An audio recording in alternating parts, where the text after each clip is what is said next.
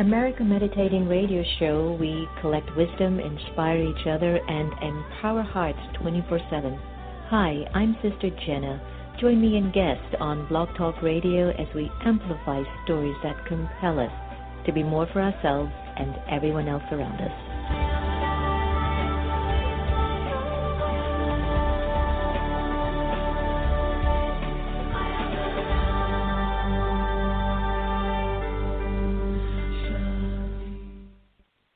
Do you like to meditate? Have you tried to meditate? Have you struggled with meditation? Why don't you visit one of the Brahma Kumaris Meditation Center? Visit brahmakumaris.org. Blaylock Dialysis Center is a convenient state-of-the-art dialysis center in the Houston area, run by Dr. Panakin Patel. Relax in a comfortable environment while receiving quality care. Serving adults 18 to geriatrics, we are here to help you. Call 713-463-6611 for more information, or visit us at our website at www.blaylockdialysiscenter.com. Blaylock Dialysis Center, where helping you get well is our priority. Get off the grid and step inside your heart. Sister Jenna guides you through a powerful, encouraging, and motivating meditation that allows you to let go and become aware of you, regain strength, power, and peace. Welcome, everyone, to America Meditating Radio. I'm your host, Sister Jenna. We're broadcasting from the beautiful Meditation Museum in the nation's capital, and over the weekend, the African American Museum opened up. And can you believe this?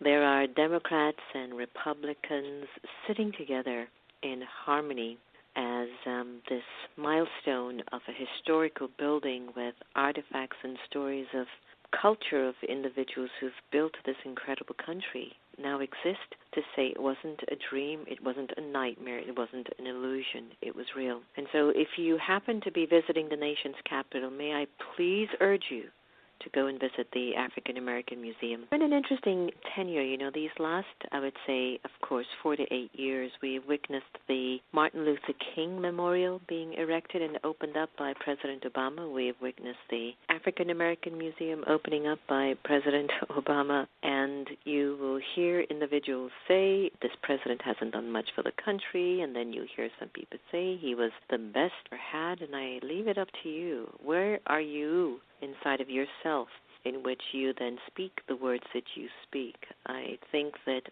each president that has ever come into a position of power, some have done an incredibly amazing job where history has been made, and some have been challenged by their vices, where there's been infidelity or betrayal or distrust. But yet they are in a position of power that has somehow been able to implement changes. I mean, just look at ratifying or abolishing slavery back in the days and how that had to go to the top for individuals to really begin to engage us in a conversation to say every human being that's a child of God is deserving of respect, dignity, love, and everything that's true. And so positions of power that claims that it corrupts us, and for some of us who I think might be challenged by a base of value systems, it can definitely take advantage of you. I have to share with you a wonderful, cute story, and I hope you consider this to be a cute story because it was an interesting position for me to find myself in. I have a very good dear friend of mine who is in a position of authority as well.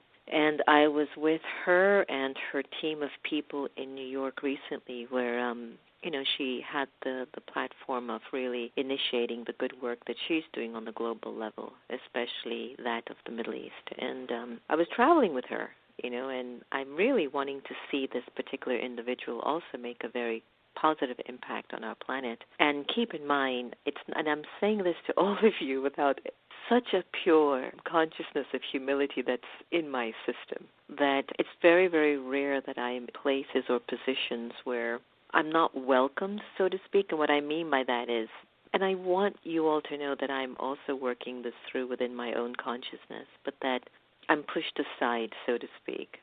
And there were these few scenes that I'm out with them, right? And we're in New York. And I'm accustomed to when I go places, people want to take pictures of me and people want to have me in their pictures. I mean, come on, I'm Sister Jenna, right? I mean, I'm the one that helps everyone to get their acts together. It's priceless. And I'm there, and there's this adorable, mature woman. She's in her 80s, and she writes for a magazine, diplomatic magazine. She's sort of known like as the Queen of New York. And there are moments where I'm there with my friend, who is definitely, a power hitter in history. And I'm pushed aside at the corner like, oh, no, you get out of the picture. And like, no one is acknowledging that existence. And I was just like, wow, this is a new scene for me. And I kept wondering, like, well, what is this about? What is this trying to teach me? And so as I was telling a friend of mine, Ingrid Vanderveld, who is the CEO of Empower a Billion Women movement, which everyone's got to get on board with whatever way you can. I was telling Ingrid, I says, Ingrid, I had to check. I mean, am I attached to my identity as Sister Jenna, or am I attached to my virtues as a soul, a child of God? And that whole scene had actually emerged for me in inner dialogue, for me to check where am I positioned in my base of intention, and that it was okay if this mature woman in her 80s was pushing me aside and taking pictures of her best friend to say, this is not about you, you get out of the way. And I thought to myself, but wow, oh my gosh, I've committed 30 years of spiritual revival and of making hundreds of thousands, if not millions of people's lives better.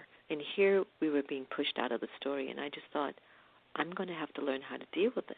And so it was just so interesting that as you understand your own life and your own journey, your ability to coach yourself is a constant story. It's 24/7, that you are coaching your own life and perhaps being a coach of others. And I know many of us are always looking for financial coaches because, oh my gosh, money makes the world go round. And if there isn't enough of it, you find that you struggle to be in a rooted place of your happiness and in your bliss. So I'd love for you to share with me your ideas as to how best would you have handled that. So just imagine, for example, okay, I'm just giving you an example. Imagine, oh my gosh, and I'm not making this a big deal, but Barack Obama and Mother Teresa walking in a room. And Mother Teresa is pushed aside, and Barack Obama is the one that everybody wants to take a picture with. It's like, what does that say in the framing of the consciousness of our globe? Like, where are we? And again, I had to sit with that purely within my own being to make sure that I was showing up truthfully for me, nobody else, but for me.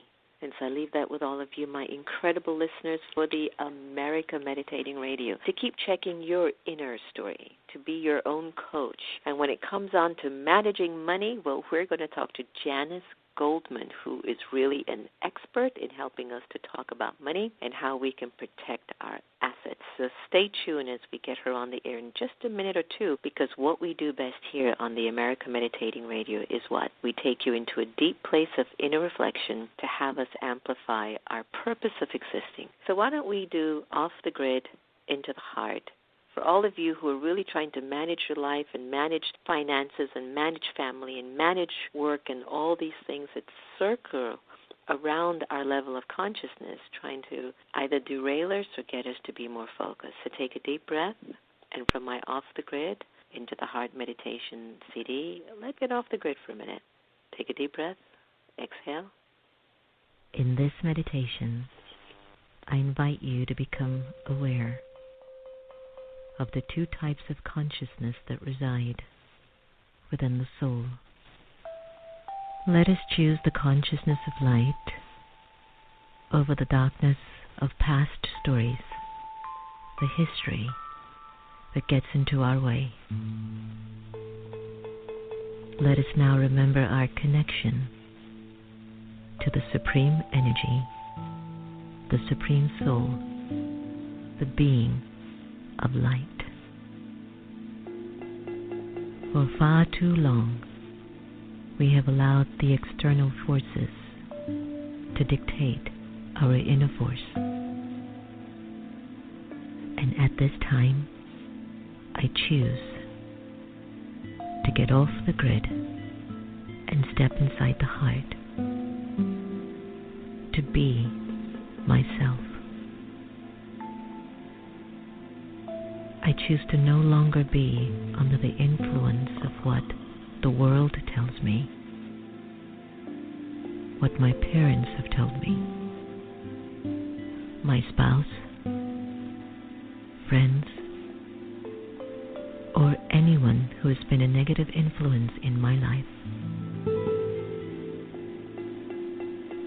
In this meditation, I stand strong in the original, eternal, imperishable worth of the soul. I, the being of light, the soul of power, I step into the heart and I become a being of love, a being of light and goodness.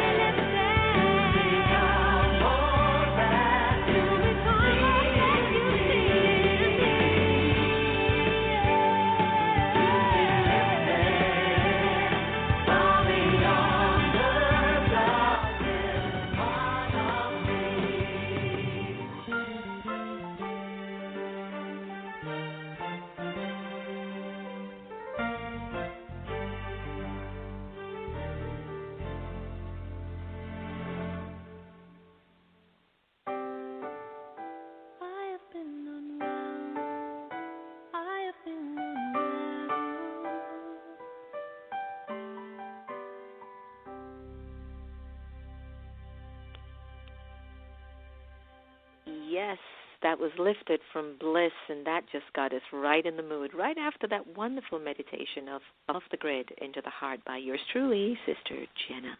Well, today we're joined by Janice Goldman, nationally recognized transformational speaker, financial coach, and author of Let's Talk About Money, Girlfriend's Guide to Protecting Her Assets. Now, having developed the Women's Financial Services Division at Howe Barnes, Hofer, and Arnett, and worked as Senior Vice President and Vice President at such prominent financial institutions as Solomon Smith Barney, Missiro Financial, Merrill Lynch, Janice Goldman has over 32 years of financial experience under her belt. She specializes in working with women who need to learn how to make the necessary choices in order to thrive in their financial and personal lives. And today we are really honored to welcome Janice to the America Meditating Radio. Hi, Janice.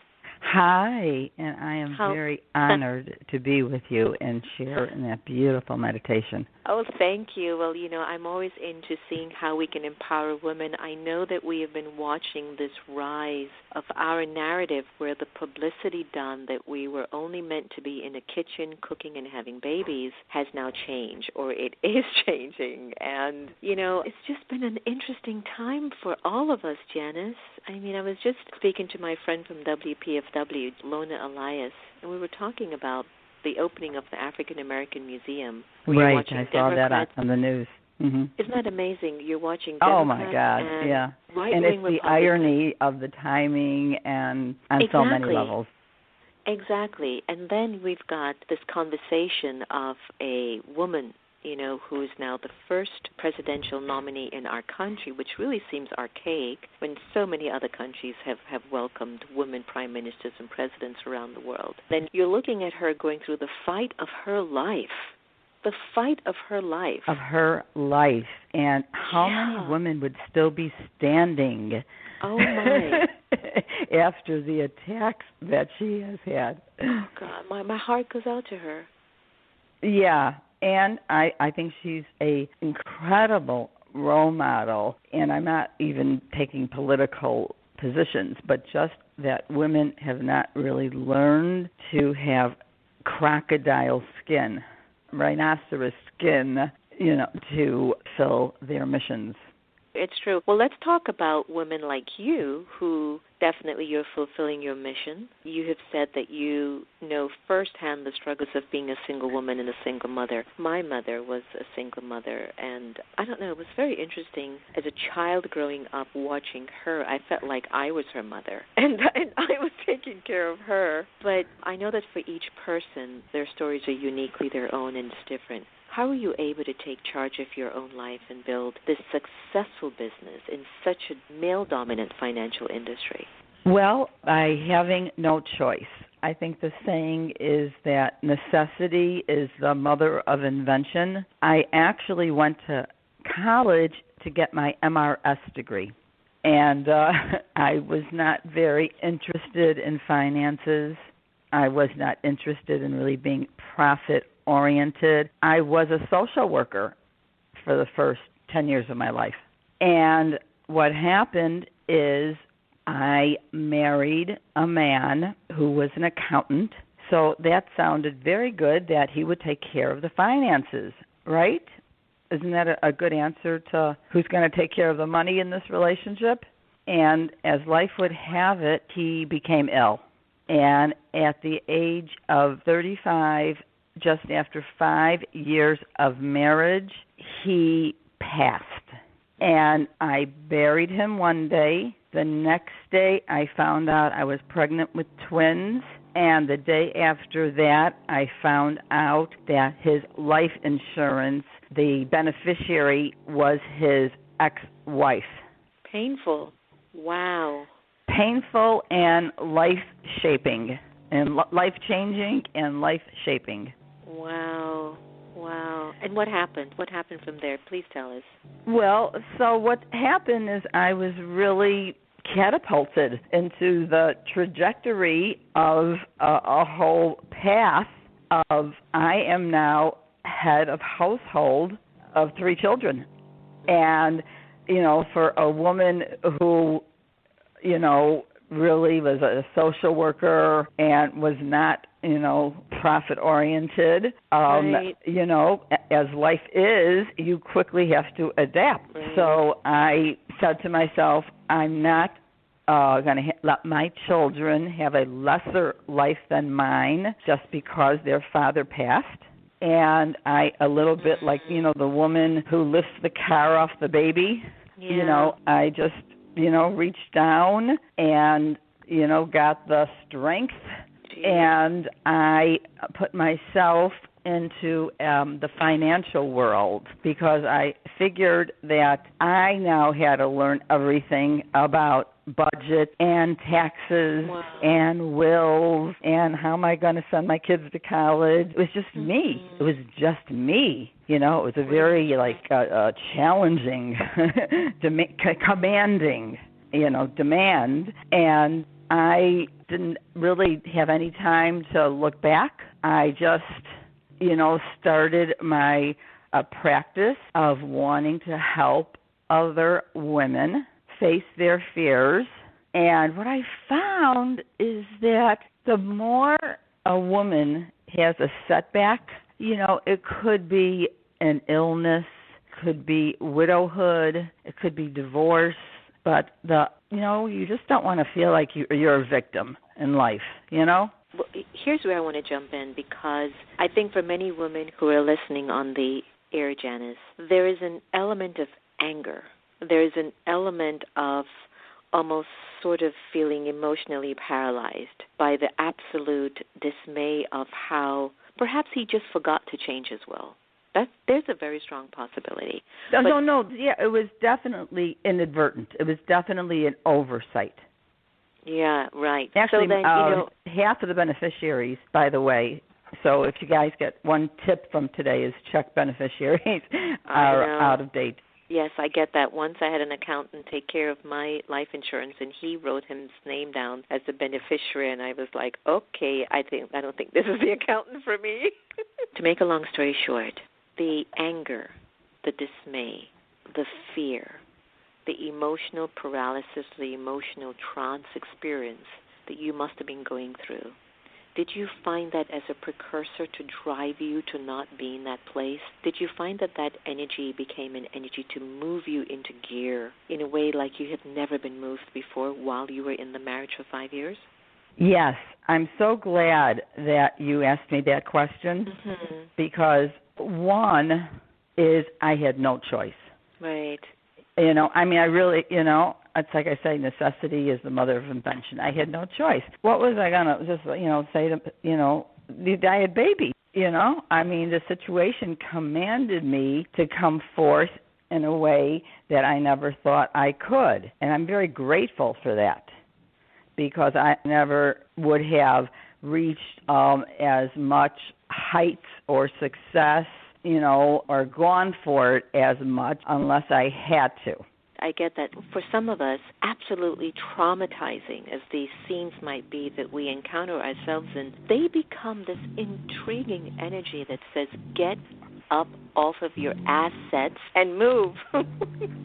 Right. And the other reason I'm so happy you asked me that question is, and I'm not going to say this quote exactly right, a dear friend of mine and a mentor, Barbara Stanny, says this quote, women are so mad that men don't turn out to be the money managers that we think they should be.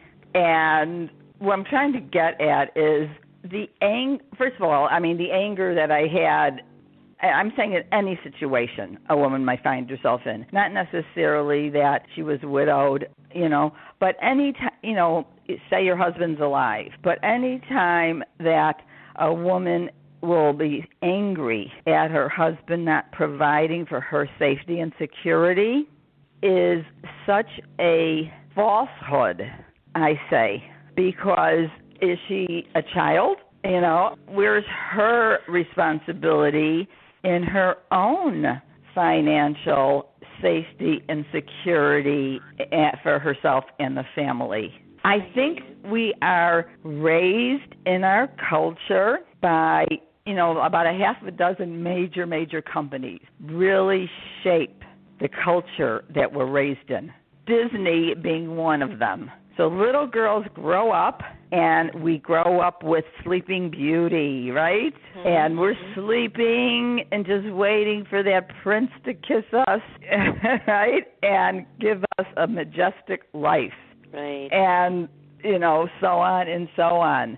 So many women associate love and money, and that if they find their love, their financial future will be protected. And it's Disney. That's animation. Well, you know what? I hear you. I know that we have been governed to believe that. And you might be surprised, Janice, if I were to tell you that I don't mind being in the kitchen, cooking, making the house beautiful, having the babies, and remaining beautiful so that I feel like my family and my husband feels proud to be next to me. But that he has to understand that his role is the one that really generates everything that makes me feel like I am worthy to live the best life ever. And so when you observe women in relationships where men aren't providing that for a woman, and yet she has to step up to the plate and give the kids and clean the house and stay beautiful and make the money, it's like, this is not a good deal. This is not working out for me. I don't think I really need you. And I've said this and I've rippled a lot of feathers. But I really mean it. I feel that it's okay if we play that role of the Disney, the beauty, the ones that make the babies always look beautiful, and we make the house heaven when anybody comes home. But he's got to act like the prince that he needs to be, and he needs to provide. And if he's not, I question, do I really need this relationship? Because we must understand our role. And I think I want to move us to congratulating you for the release of your new book, because your prince left you, not by choice, but by destiny. And here you are with a new book called Let's Talk About Money, and you teach and empower women to enter into money conversations. And why is it that many women generally don't like to talk about money? And why is it that we need to talk about it now? I'd love for you to share with our listeners a little bit about that. Great. Well, women, the statistics are staggering. Fidelity came out with a study that said 90% of women would rather talk about any subject other than money. And something like only 70% of women have a financial advisor, and most of those women don't really ever want to go talk to their financial advisor. So what is that all about? I think women don't want to talk about money for some of those Disney reasons. It's almost like if you give up on thinking you're going to be rescued, it's like you're giving up on love. We just collapse like domains of love and money together. And love and money really are not, they have nothing to do with each other, really. They're two separate domains. Why do women need to talk about money? I look at money as a rite of passage to adulthood. It's like putting on your big girl pants. It's being a responsible adult. And I say that you don't know what you don't know, and what you don't know will hurt you. And I know that because that happened to me many times, and I spent 34 years listening to women come in my office, shut the door, and the tissue box would come out, and they were really hurt and devastated because they didn't know. And a few examples of that are women would work for their husband's dental practice for 20 years. Not be on the payroll, so that meant that they were not contributing into a retirement account. That would mean they were not paying into Social Security. That would mean that they didn't have a credit score. That would mean they didn't have credit. That would mean they didn't have a job history or a resume or references. And, they just really put themselves in a terribly compromising position. And my book is about, I had to write my book. I don't really fancy myself an author, but I just had to write the book because I saw that someone has to clue women in how to crack this code. And it's very knowable and it's very teachable. And the consciousness is here. to hear the message.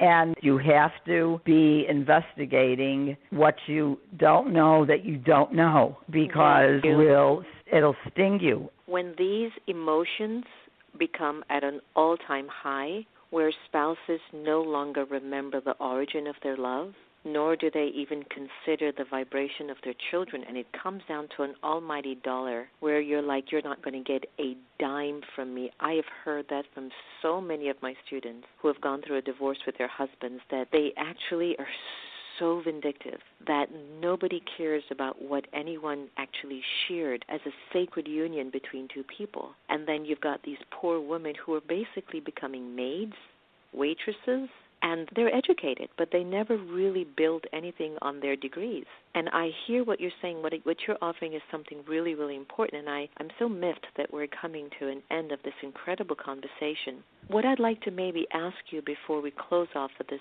conversation, Janice, and could you come back on the air? I want to talk more about the steps and more about the book, because I think we need to hear more. What are the things that women now should prepare for if they're in a marriage and it's a joint bank account, if they're in a marriage, they're not working, if they're in a marriage and you've already told us if they're working for their husband's company, that they need to be on the payroll, that they need to start to get Social Security. Paying into Social Security.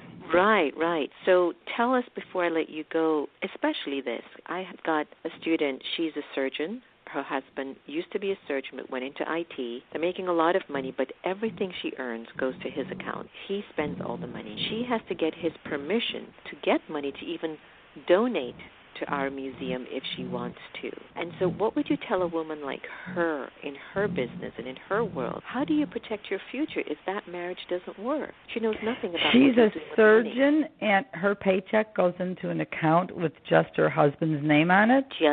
Everything goes to his account. Everything. When she needs the money, it's cultural. They're Indians, so you can only understand. But right. I like just saw that in my mind when you said that. You know, it had to be some kind of cultural. You're in America. The rules are different. So what would you tell someone like her? Because there are some women in which whatever she earns is a joint account. It goes to him. I mean, what would you say to her? Here's what I would say to her. It's not your fault, but your actions are making you a walking target.